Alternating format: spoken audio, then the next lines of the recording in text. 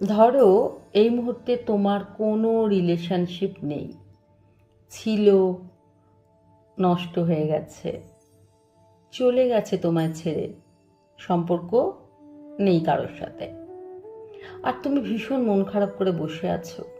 শুধুমাত্র একটা রিলেশনশিপ ভেঙে যাওয়ার জন্য মন খারাপ করো না। একটু তাকিয়ে দেখো, তোমার জন্য বাকি 4টে শিপ এখনো অপেক্ষা করছে। কি ভাবছো?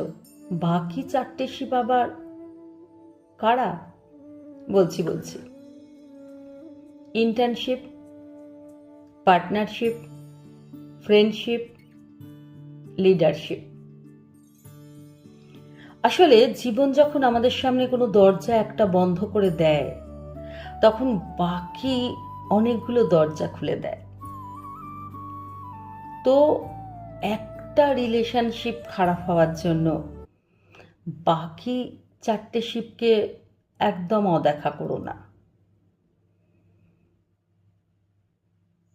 বাকি 4টে শিপকেও দেখো।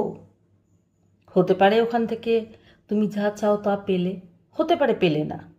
এবার ধরো তুমি পেলে না, তাহলেও মন খারাপ করো না, কারণ তোমার জন্য এখনো আর একটা শিপ অপেক্ষা করে আছে। গোলমেলে লাগছে তাই না?